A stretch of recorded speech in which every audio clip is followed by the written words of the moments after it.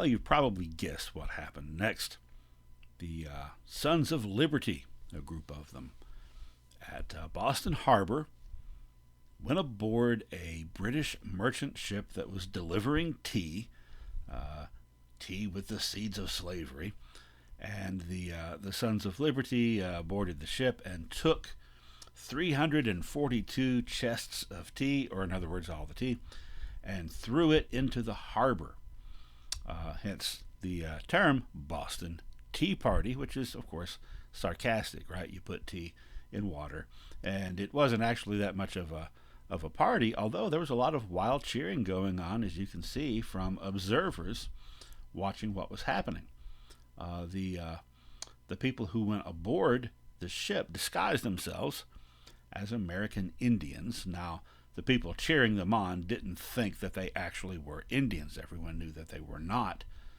This may have been as a way to protect individuals' identities, but in a broader sense, it was a way to demonstrate the protesters' Americanness, not their Englishness or Britishness.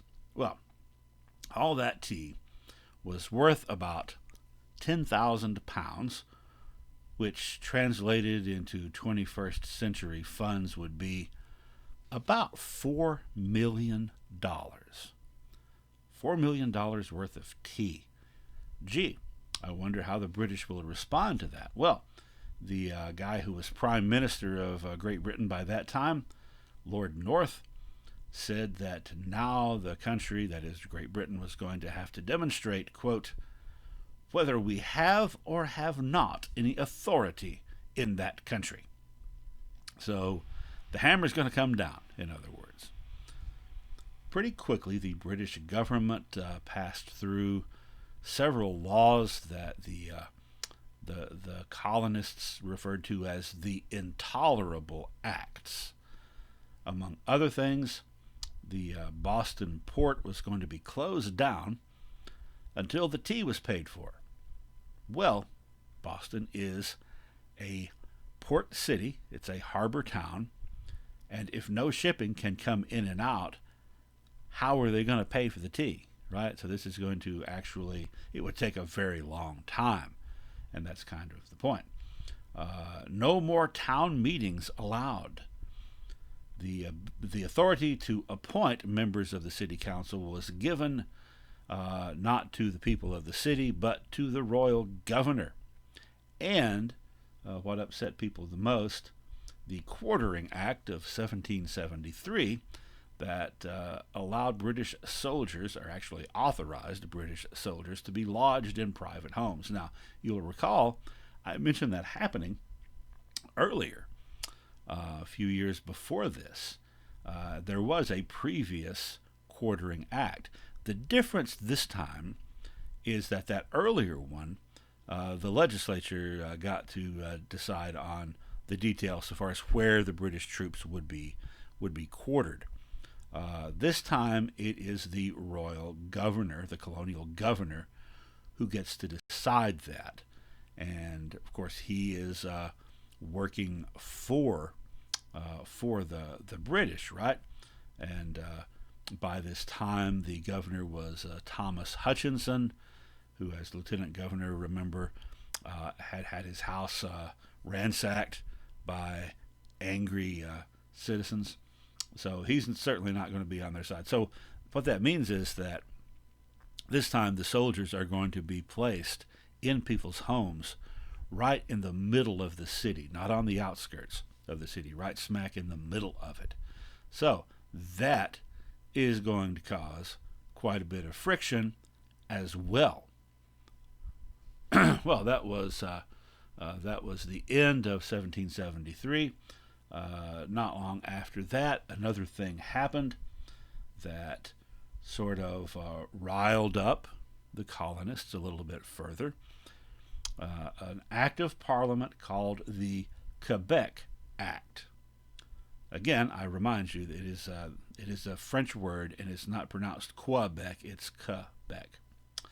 So anyway, under this law, the southern boundary of Quebec, which had been a French province but has now for over 10 years been controlled by Great Britain, the southern boundary is going to be expanded all the way southward to the Ohio River. Also, this act called for, or guaranteed, freedom of religion for Catholics. Now, remember, back in the 1690s, there had been an act that basically allowed freedom of religion, of toleration, for any kind of Protestant, right?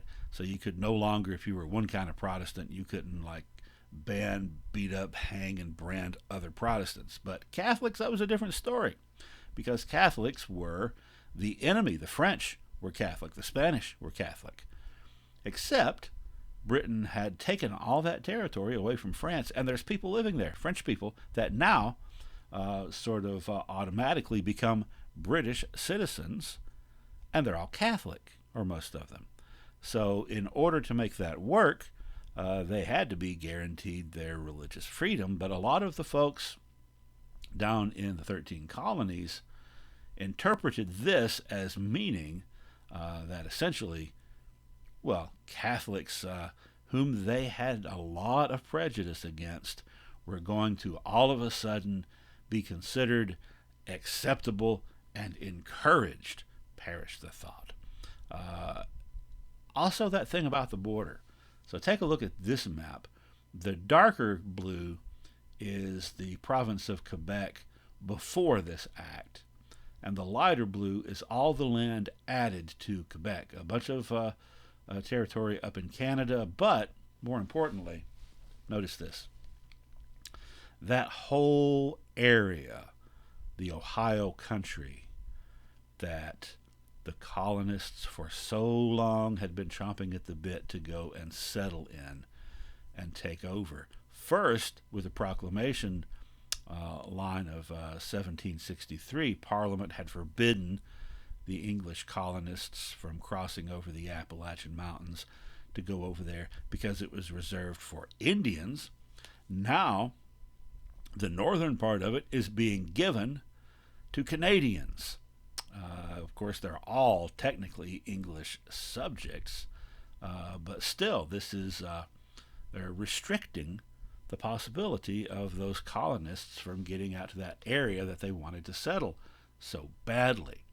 So all these things put together were just steadily increasing the tension. Therefore, several of the colonial leaders decided to come together, as they had done before in New York and as they had done 20 years earlier in Albany, New York. This time they're going to try somewhere besides New York. They are going to meet in Philadelphia. And this is what became known as the First Continental Congress. Now, just like those other congresses we mentioned, this is not a regular legislative body. It's a meeting. They all come together. And, of course, they didn't call it the First Continental Congress because they didn't know there was going to be a second one. So, who's there? Well, all the big players there, both Adamses, John and Samuel. George Washington is there. Also from Virginia, Richard Henry Lee, one of the leaders of the Lee family that is going to be so prominent in Virginia history and already had been by this point. In fact, Richard Henry Lee was the first cousin of Henry Lee II, who was the grandfather of Robert E. Lee. And also Patrick Henry. We talked about him a little bit earlier when he had that fiery speech talking about how that the colonies had the right, if they continued to be mistreated, to rebel. So this meeting took place for several weeks in September and into October of 1774. Patrick Henry said a couple of significant things at this meeting. In one of his speeches, he said, for example, "I am not a Virginian, but an American." Now that is very important because the way that all these folks had thought of themselves was primarily by what colony they were in, and then secondarily by the fact they were English citizens. So this is a remarkable display of unity. He is putting now not his colonial identity, and not his English identity either, his American identity first and foremost. So they are coming together. Although, as we will see, not everyone's in agreement with that throughout the colonies. Also, when talking about resisting the British and the dangers inherent in that, he said, probably his most famous line, "Give me liberty or give me death." Now, there was in Philadelphia at that time an Englishman named Nicholas Creswell, who was essentially visiting the colonies, and he wrote home telling people that they're all liberty mad. Essentially, that's all they ever talk about. He also wrote that particularly the people from Massachusetts were just trying their hardest to convince the people from all the other 12 colonies that Great Britain was going to come, that the crown was going to come and take away all their liberty, which he regarded as being ridiculous. Do you know who didn't regard it as ridiculous? Among others, a young lawyer named Thomas Jefferson, young lawyer from Virginia. He described this process as, quote, "a free people claiming their rights as derived from the laws of nature and not as the gift of their chief magistrate." So their rights aren't something that are allowed them. Their natural rights, the laws of nature, are theirs inherently. All right. Well, that was in October.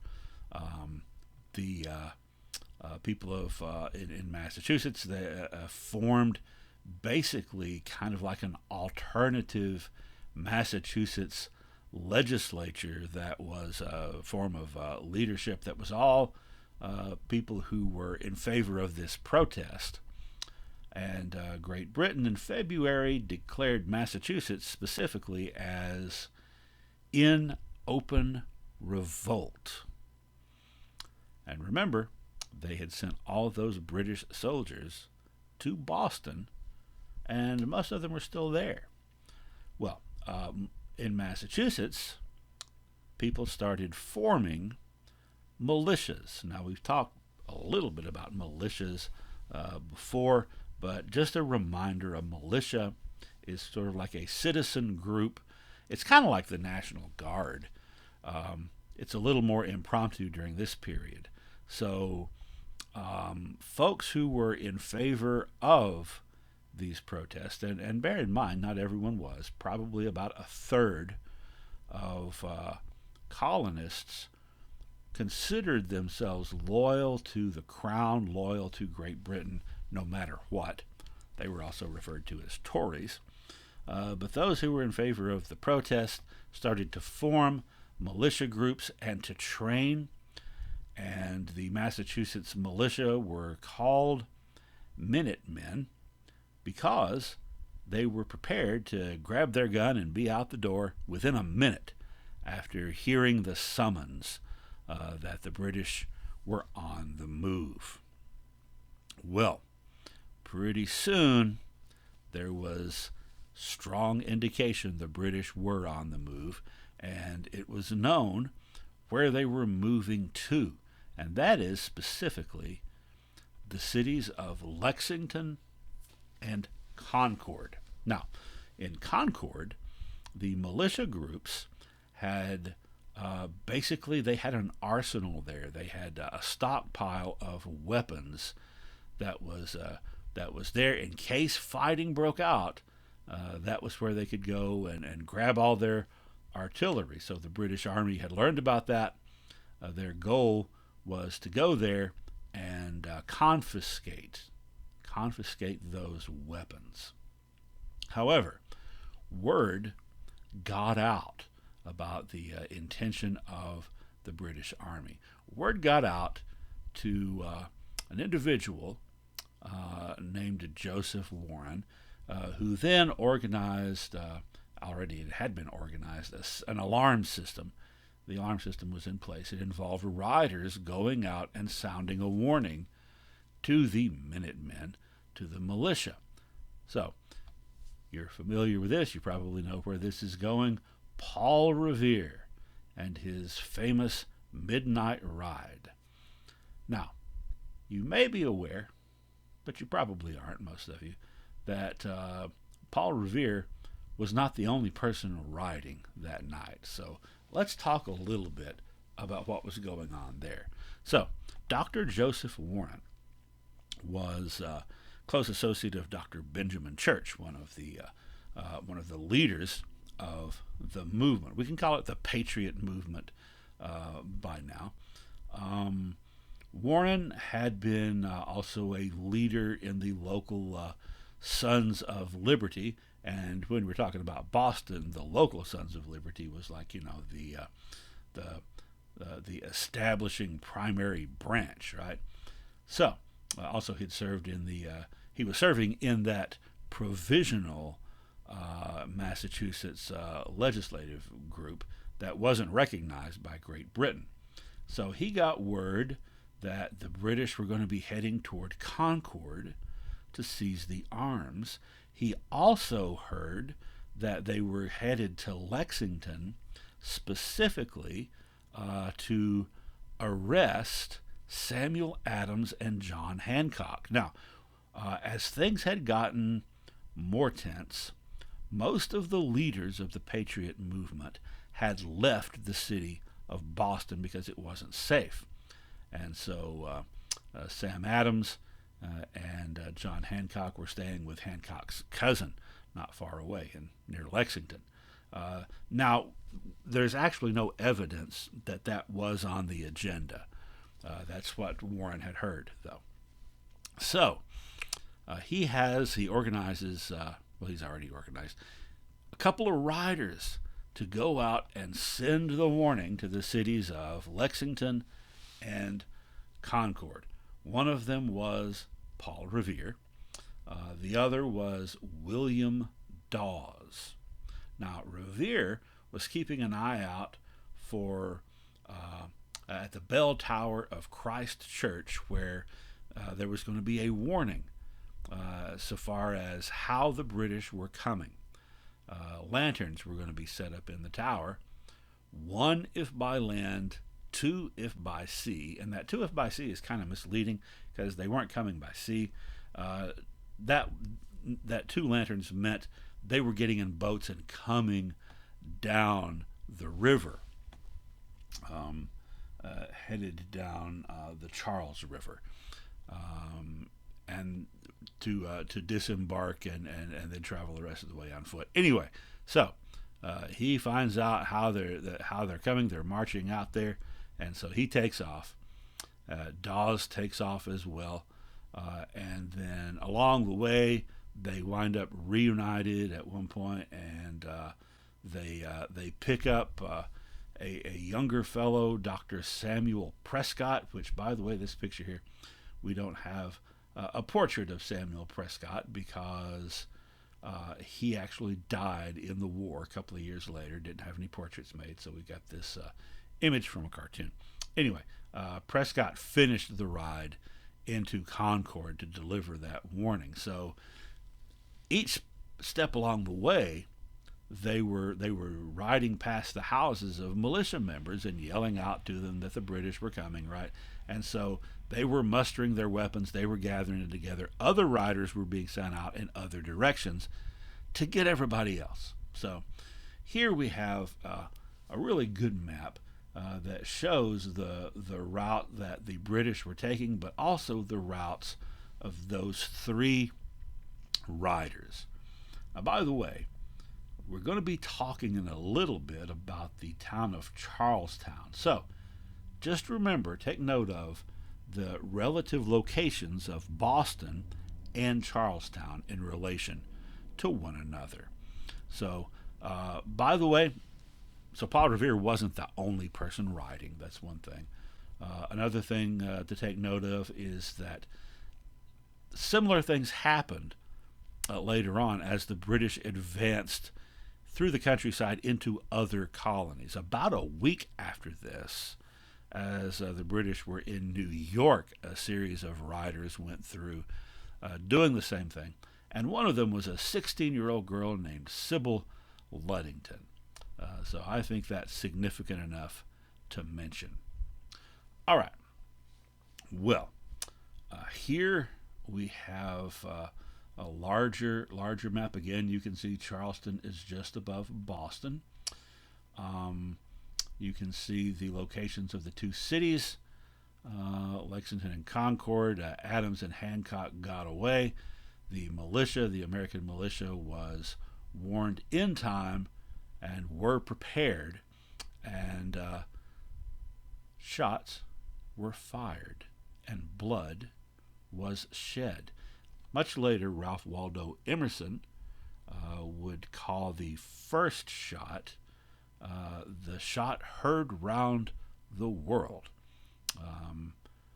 I'm not entirely sure the rest of the world was paying that close of an attention to what was going on at that time, but they certainly would be later. So, the fighting takes place in these two locations. Overall, 49 Americans were killed, and 73 British were killed. Now, one thing that was significant about this is that the British got to see that the Americans were indeed and in fact prepared to fight and could be formidable. So the British, after the Battle of Concord, retreated and they headed back to Boston. The militia, the Massachusetts militia, sort of regrouped and laid siege to the city of Boston, where the British Army was now quartered. And with this, you've got militia groups taking action in the other colonies as well. So the fighting has started. All that was in April of 75. In May of 75,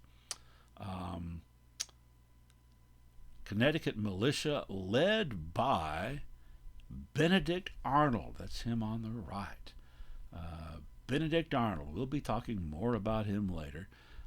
They meet with, Arnold and his militia meet with Ethan Allen and his Green Mountain Boys of Vermont. And there's the Green Mountain Boys flag there. And so in a joint operation, they attack Fort Ticonderoga in upstate New York. Now this is a fort that had played an important role in the French and Indian War, one of the first forts that had been seized in that war. So now it's attacked, and the British forces there were totally unprepared. The attack came about 2 o'clock in the morning, and as the Patriot forces swarmed into the fort, Ethan Allen knocked on the door of the commander of the fort and got him out of bed in the middle of the night. And this is one of my favorite quotes from this or any other war. Allen said, "I demand your surrender in the name of the great Jehovah and the Continental Congress." So they actually got that fort without a whole lot of bloodshed. So that was kind of like a major victory for them. Well, meanwhile, back in Boston, that's where the British Army are. Let's take another look at this map, and you'll notice here that there's Boston, there's Charleston, and you'll see Bunker Hill and Breed's Hill right there outside of Charleston. So what was going on here was that the Patriot militia, the Massachusetts militia, they were besieging the town, and they had increased their numbers on these two hills, Bunker Hill and Breed's Hill, and they had dug in and were, there to join in case the siege broke and there was an invasion of the city. So the British decided, instead of waiting for that to happen, they were going to march out and march up those hills and overwhelm the American forces, the Patriot forces that were there. So it's called the Battle of Bunker Hill because that was the main objective, but most of the fighting took place on Breed's Hill. There was fighting on both hills, though. So Dr. Joseph Warren, remember him? He was the guy that had sent out Paul Revere and those other riders. He was present among the Massachusetts militia there at Bunker Hill. One of the commanders of the militia was a general named Israel Putnam. So Joseph Warren and Israel Putnam. Warren wound up being killed in the exchange. The British actually tried at least 3 times to get up to that hill and take it. And eventually they did take the hill, but it was what is called a Pyrrhic victory. That's when you win, but it cost you so much that really you lost. So the British lost way, way more men than the Americans did, in large part because the Americans were fortified on a hill. So it took a whole lot to eventually dislodge them. Heavy losses, and also this was evidence that not only were Americans willing to fight, they were capable of fighting, they were competent, and even a victory could potentially not be a victory. So British forces would not be so foolhardy after this, so far as like charging straight up hills because they assume that the Americans are incompetent. Well, as a result of this, having lost so many men, the British abandoned Boston. They left the city of Boston, but on their way out, on the orders of the commander, Sir William Howe, they cut down that dadgum tree, the Liberty Tree, which was kind of like, sort of a parting gesture. So they seized the ship Liberty in Boston Harbor years before. Now they've cut down the Liberty Tree, and they're leaving, but they haven't left their mark, basically. All right, well, there's fighting going on now all over the place. And in Virginia, Lord Dunmore, remember him? He's the royal governor of Virginia. He's the one who had authorized that war against the Shawnee. Lord Dunmore makes a proclamation, and he has this distributed widely, nailed on trees and so forth. His proclamation was, it was intended to reach slaves. What Lord Dunmore promised was that any slave belonging to a colonist who was in rebellion, any such slave who ran away from that master and made it to the British lines, would be set free if in return they would join the British Army. And a whole lot of them did that. Large numbers of slaves, not just in Virginia but elsewhere, joined the British. Now, this is not something you probably heard about in elementary school. The fact that so many African Americans were fighting on the other side. In fact, whole regiments were raised. In Virginia, there was a regiment called the Ethiopian Regiment. It was an all-black regiment, except for the officers, who were white. In New Jersey, there was a brigade raised, the Black Brigade, it was called. Several of George Washington's slaves at Mount Vernon ran away and joined the British Army.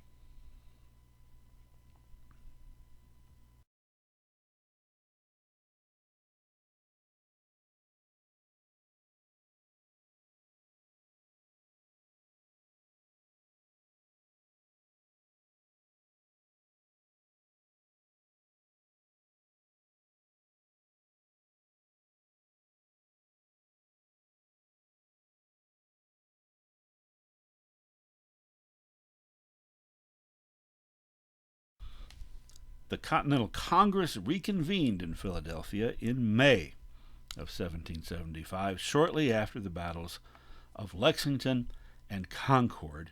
This time, they were not there to theoretically discuss what or whether they should do, but rather, what do we do next? Because, as we have seen, the bullets had already started flying.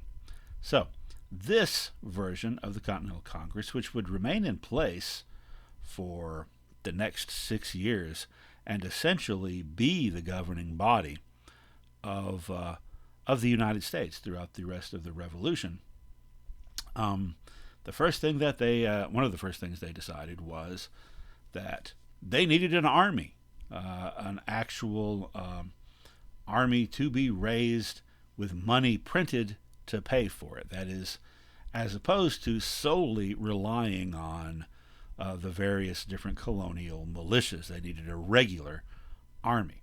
Well, if you're going to have an army, somebody has to be in charge of it.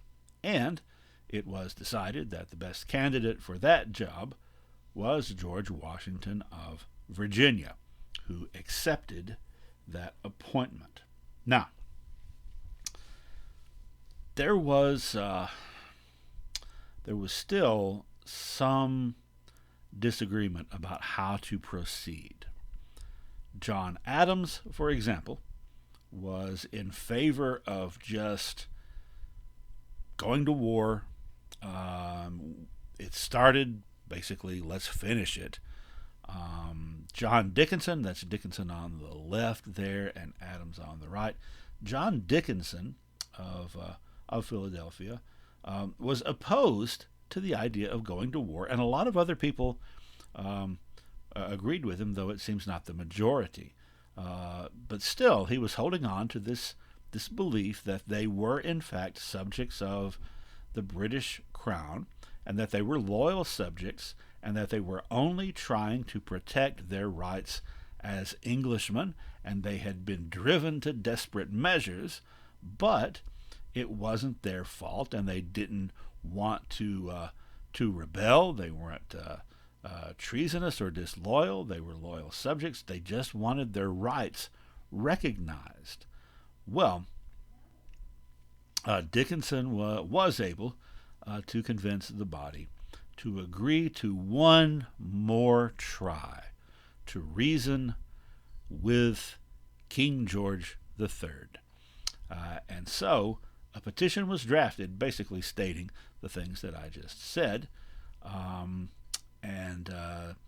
It was drafted, it was passed, and it was sent to the king. However, at around the same time that they drafted that, in fact, the day after the resolution was approved for what came to be called the Olive Branch Petition, the day after that was approved, then another resolution was passed and a document written that laid out the reasons why they had to take up arms, and that one was actually co-written by Dickinson and Thomas Jefferson. So they send this letter to George III. Unfortunately, John Adams had written a letter to a friend in Europe, in which essentially, I'm paraphrasing, but essentially he said the olive branch was a joke. It was ridiculous, that there was no way that war could be avoided, and that in fact the Patriots, the colonies, ought to already be having a navy put in place to take the fight to the British on the high seas, and they ought to be arresting all the British officials. Well, might have helped if they'd had that navy, because that letter, they didn't have airmail back then. If you write a letter to Europe, it gets put on a boat and sent across the ocean. And in this case, that ship was intercepted by the British, who took possession of the mail and got that letter from from John Adams. And also, unfortunately, at right around the same time, or actually just shortly before the Olive Branch Petition was presented to King George III, he had been presented with news of John Adams's letter saying that we got this olive branch thing and it's ridiculous and it's a joke and we're not going to do it. So when the actual olive branch petition reached him, he refused to even look at it and declared the colonies to be, all of them, in open rebellion. So here, this was the last shot at a peaceful resolution to this. This was the last shot to try to compromise in any way. What does that mean? It is going to mean, essentially, it's on. And really, you could argue it was already on, but now it's on full steam. It's war.